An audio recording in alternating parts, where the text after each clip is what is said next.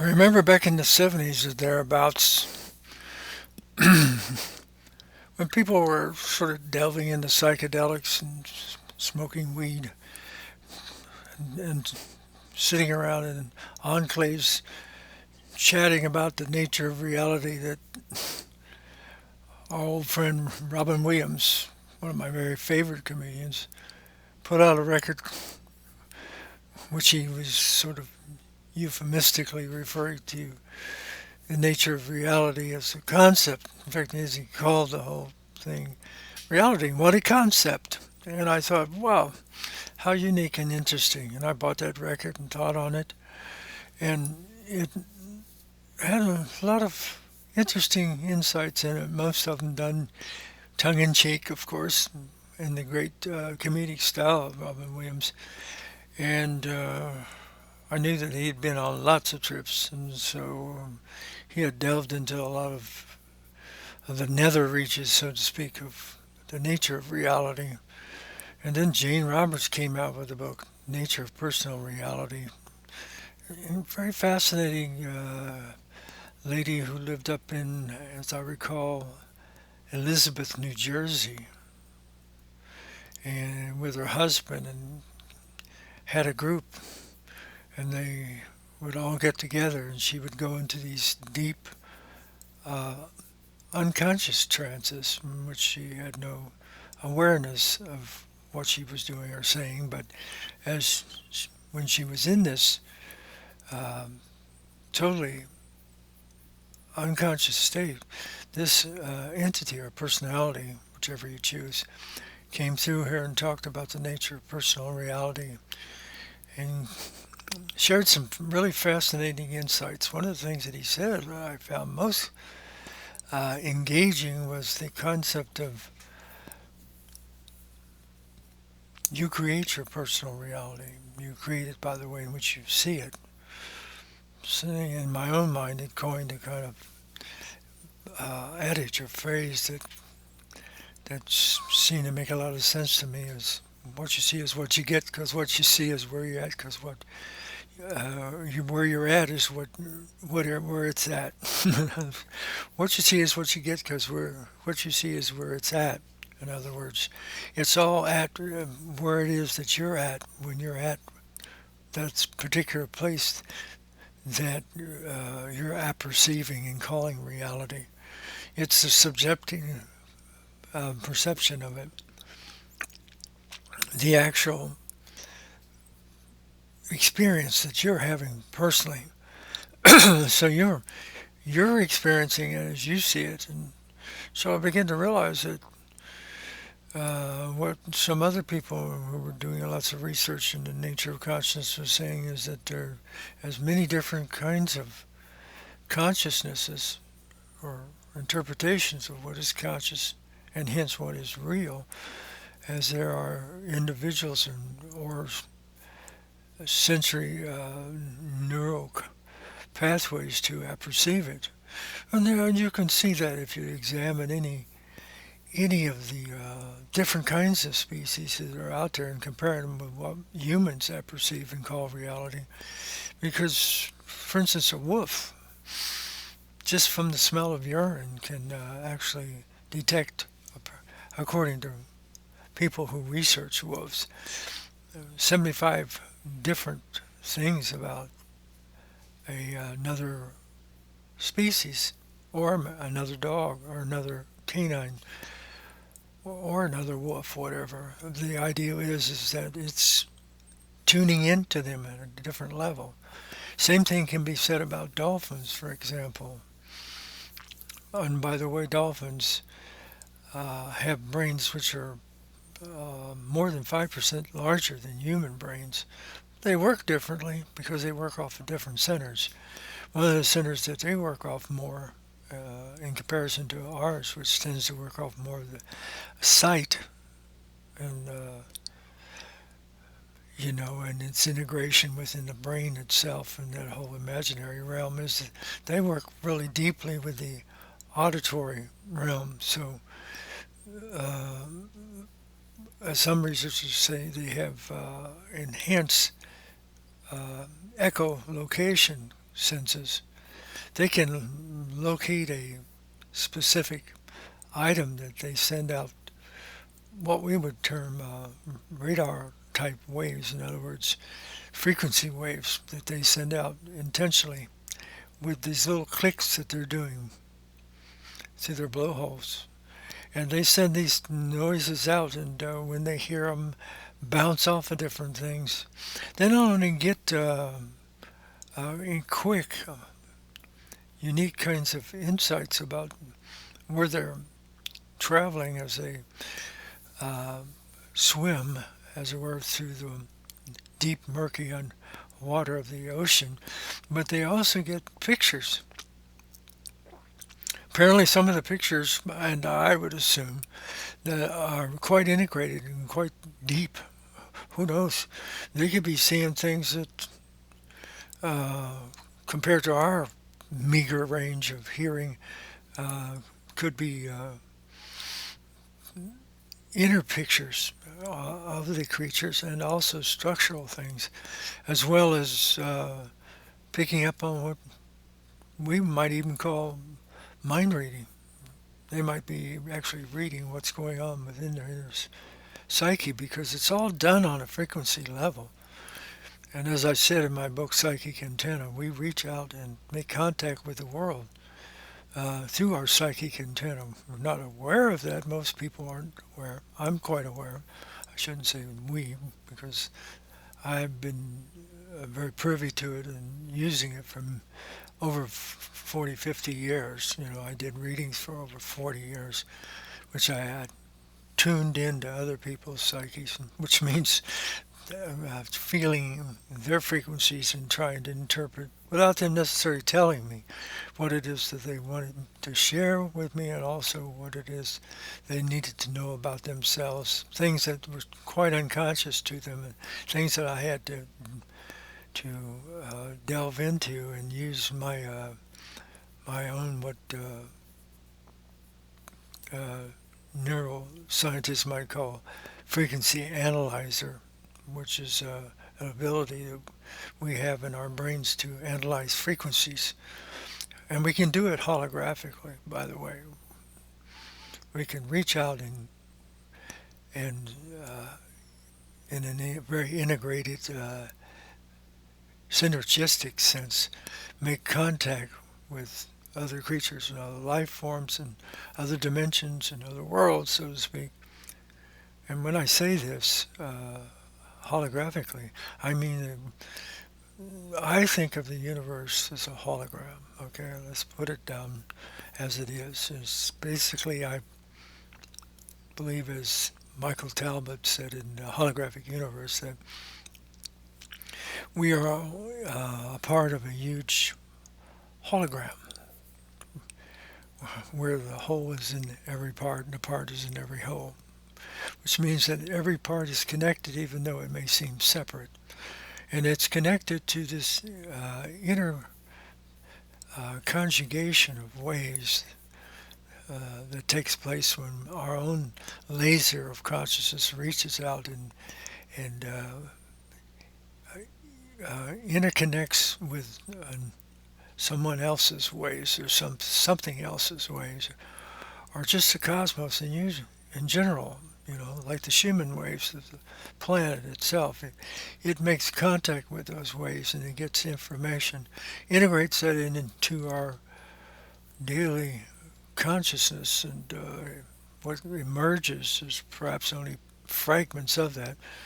And just like we're only getting fragments of what it is that we perceive in our communication with life, especially much of that is being reduced in many ways by the fact that we are becoming more and more dependent on technological equipment to do things for us, and using less of our own sensory abilities, less of the integration holographically with our own psychic antenna, with our own inner psyche.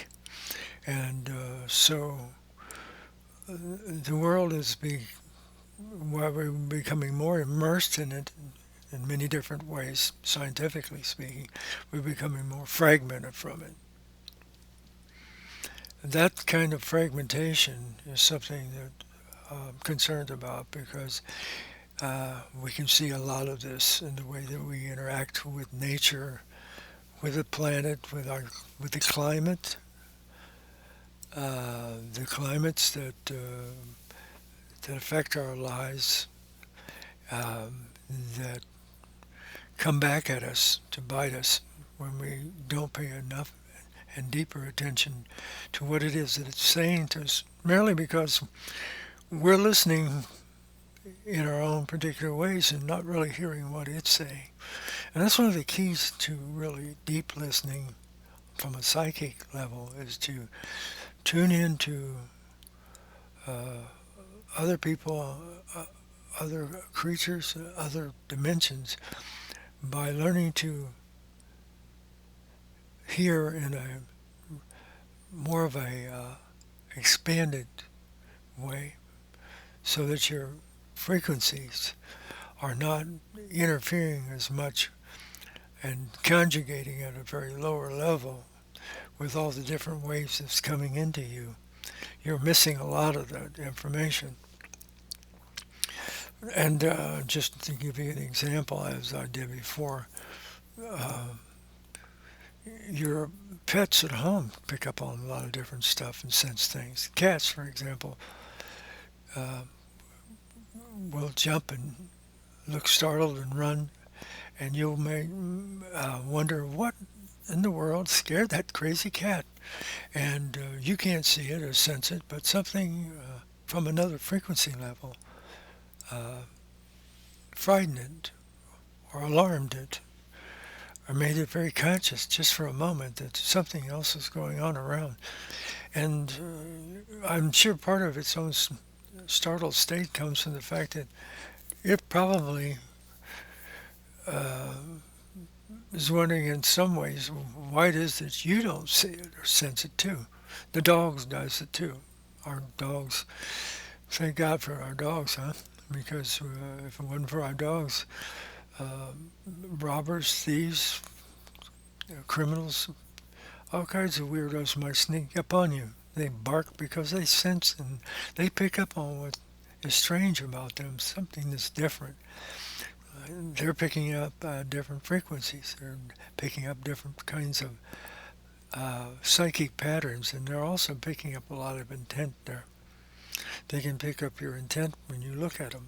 If you look at them in a certain way that betrays your dislike for them or your fear, they react to it. They might bark or try to get away from you, or they might uh, resist you in some ways. On the other hand, if they sense that you really like them and have good intent and have a sense of acceptance of them, and then they wag their tail and they're very happy to see you. And they can almost tell this at a long distance too. So this is what I'm striving to teach us, that we need to learn to expand our sensory range. And to expand our sensory range, we have to get deeper into the nature of what makes up or comprises that range. It's kind of like a wall. We're kind of encountering a wall that we don't see. It's like we're moving through a maze that we're not even aware of. We don't see it. We can't comprehend that it's there. We don't notice where we're going as we move through it because we're not sensory alive enough to apprehend it, to get at it, to integrate what it is that we're encountering into our consciousness enough to the point to where we can actually uh, move around through that maze in totally unique and different ways than what we've ever moved through it before. As you do become more conscious and become more aware, as you begin to study and meditate and for instance, do deep breathing and start focusing on expanding your awareness and thinking I'm one with all that is, and realizing that what is a long ways away is very close, and that there are other dimensions just outside your range of perception, that there are other beings, other consciousnesses, other cosmoses, other universes parallel to ours, just outside our the parameter of our perspective. So to reach those spaces, you have to focus on expanding your personal perspective, opening it up like a lens, like a telescope. Think of it like a psychic telescope. Visualize yourself opening up, expanding your awareness until you encompass everything out there in one gigantic uniform whole. Realize that everything out there and in there are beyond what is there or here, is all unified at some synergistic level, that just like a huge integratron that unites everything in one collective kind of mind. Carl Jung used to refer to this as the collective mind, the collective unconscious, and in that we have access to information that spans all of time, historically. So when we do tune into this inner space within us, and this inner consciousness is awakened, then we can tap into that collective unconscious and gainsay some of it, or a lot of that information, as much as we can handle, that we can integrate into our lives and enrich and enhance our lives and alter our perception and change the way that we encounter each other in the world at large and small, I might say, because as we change in our realization of what perspective is, and what you see is what you get, because what you see is where you're at, because where you're at is where it is, that type of consciousness, then you begin to realize that how the very small can be the very large, and the very large the very small, how that which is very far away can be very close. This is echoed very succinctly in the very astute perception that Albert Einstein had when he wrote the general theory of relativity, and taught us that all frameworks of observation are equally important.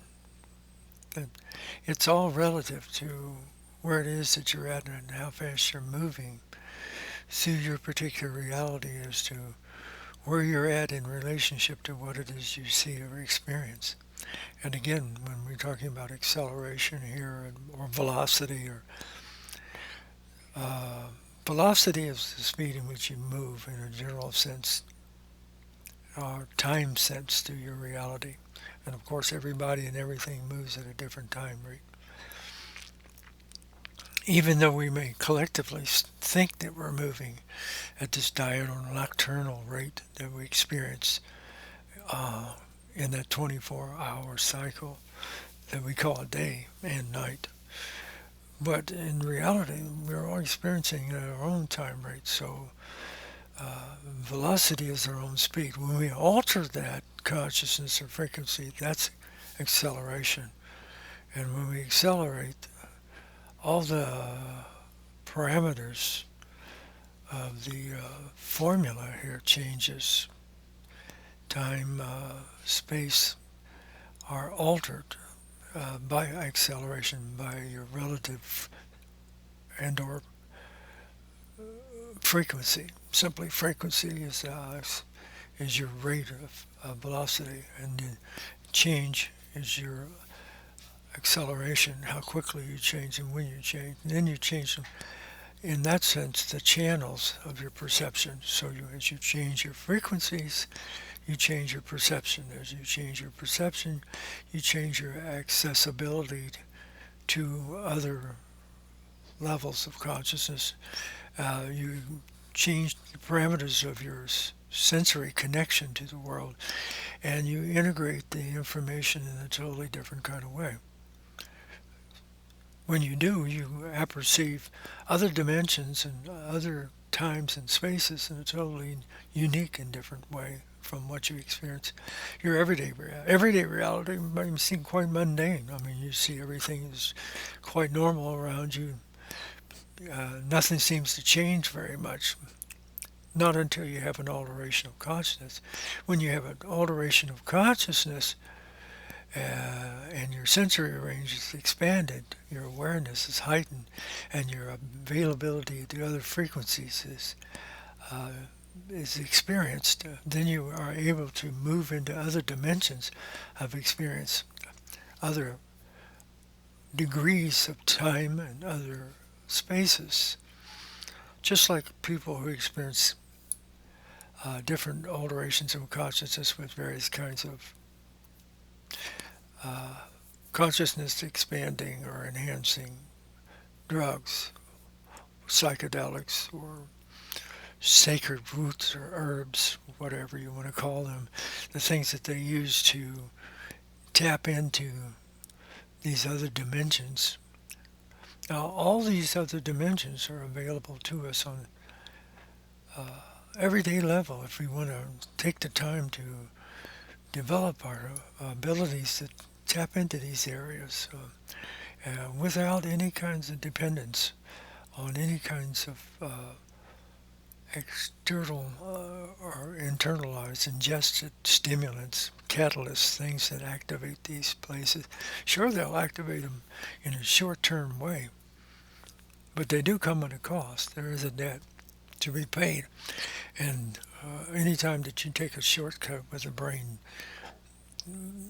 you're doing it in a kind of aberrated way, a different kind of way, a way that can actually cause negative side effects. And I know there's a lot of people that say that they don't. And I don't do drugs and I don't do psychoactive stimulants, so I can't say. I'm not saying that I never experienced it, because I did back in the 70s. But what I discovered in the experience was not anything really positive. Sure, I had some short-term experiences that I thought were pretty amazing, but the side effects made me question my sanity at times. And there's a lot of negative side effects. And you can see that in ingestion of any kind of drugs. And usually it goes from one thing to another until people are compounding it. Like gateway drugs.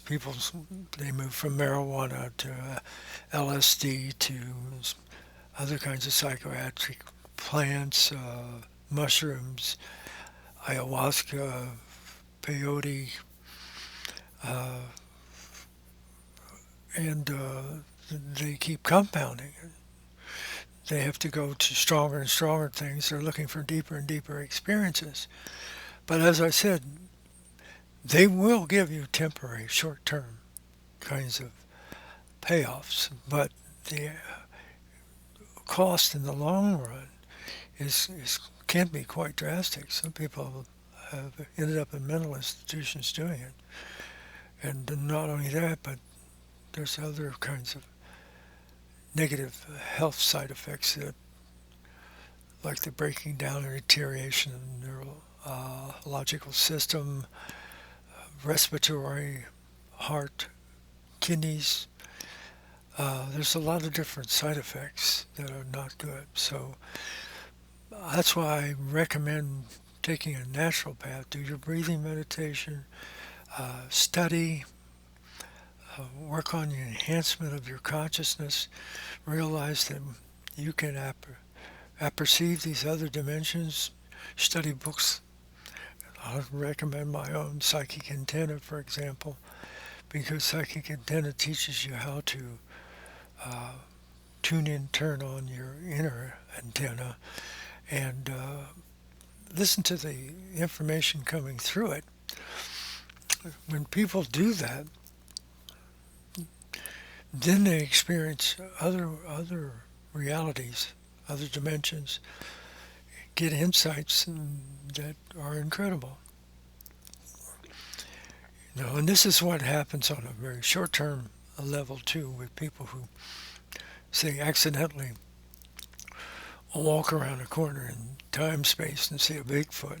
I don't think Bigfoots are actually in this dimension. Of course, I don't believe time is linear either. So it doesn't run in a straight line, is what I'm saying. And so, and I'm referring here to the idea that Bigfoot somehow linked with Gigantopithecus or even Neanderthal, um, or primitive man in some ways.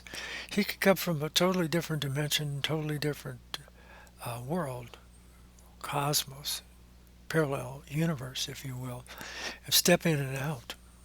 Or does he step in and out? This is the question. Since we do know from what I said that what you see is what you get, because what you see is where you're at. Because where you're at is where it is. Where you're at in your consciousness, in your perception, in your expanded experience. Are you, for a moment, tilting into that twilight dimension between beta and alpha, or even going deeper into delta or theta states? And it seems that we do, because I don't think we're always in beta out here in the physical world. I think we dip in and out of these other frequencies quite readily, and we do it without being conscious of it. And when we do, we suddenly might apperceive other worlds, other dimensions. Who knows if that ghost that we see or that walks through the wall, or it appears to, might be doing it because of our perception of it. Because a lot of times the people who report that other people around them don't see it. Same thing for UFOs. What if UFOs don't even have anything to do with aliens from other worlds, but have something to do with that archetypal collective unconscious that we share, and has deeper meaning on a kind of a omnijective level with the symbols that we've used throughout history that collectively unite us and bring us together. Maybe we're looking through the looking glass of the archetypal consciousness that we share on an unconscious level when we do that, and then we interpret it as UFOs or flying saucers, aliens from another world, and each person sees it different. That man in black might just simply be that shadow Jung spoke often of, that hidden element within yourself that you can't deal with, that fear, that anxiety, that worry, those things that we don't really see in ourselves unless we delve deeply into our inner self and become a more objectively accepting of the fact that we're a multi-dimensional creature and with many different levels, stratas, existing in many different parallel worlds simultaneously, as Jane Roberts often referred to, and Seth, he called it alternate selves. So this same thing would be applying when we might see something like Loch Ness. Where is Loch Ness? How come it can't be detected? But not even with sonar scopes and different kinds of radar and other kinds of scans. They get some kind of dark bodies. That's about all they see. But suddenly then some young man might be simply walking by, and suddenly there's Nessie rising up out of the water, the plesiosaur from some so-called distant point in the Mesozoic era, for example. Where is that era? Where is that place? the Pleistocene age. Where's the age of dinosaurs? They was said to be here in 90 million years. Just think of it. We've been here hypothetically about 3 million years according to the latest evidence, but which is a meager amount of time to spend here, and yet dinosaurs are here 90 million years. We obviously know very little about them or about their space, place, and time. We obviously know very little about time space. One thing that I have found out about time space is that, like I said, it doesn't run in a straight line. If you give up the notion that it doesn't run in a straight line, then you can have parallel lines running in all directions. You can have alternate universes and alternate evolution, which means you could have any particular time at any point in which you encounter it. So it all depends on where you're at when you apperceive it. The Loch Ness plesiosaur could exist in the present. The Gigantopithecus that is the Bigfoot could exist in the present just as well, in the block universe theory, which was the essential basis philosophically that general relativity was based upon. Einstein was actually dealing with the idea that everything exists in an eternal present and everything has a place in it. That everything can exist equally and still share the same point in space and still have its own separate spaces, time. So you see there's a space and time for everything, and it depends on where your consciousness is at as to where that space and time is. So the point of the whole video that I'm sharing today with you is to ask and present probable answers to the question of what is reality? What a concept, huh? Where is the now? Where is the present? And what is time and what is space? I will leave you with these thoughts, and I hope they activate or catalyze your consciousness and make you realize that you can reach these spaces and outside of your normal consciousness and that exists in other parallel universes, other times and places, other frameworks of perception, merely by changing your awareness of where you're at and in the so-called now. So consider this a video, an awakening video. Let it be an epiphany for you. Let it activate your awareness and may it change your perception of what is real, what is not. Namaste.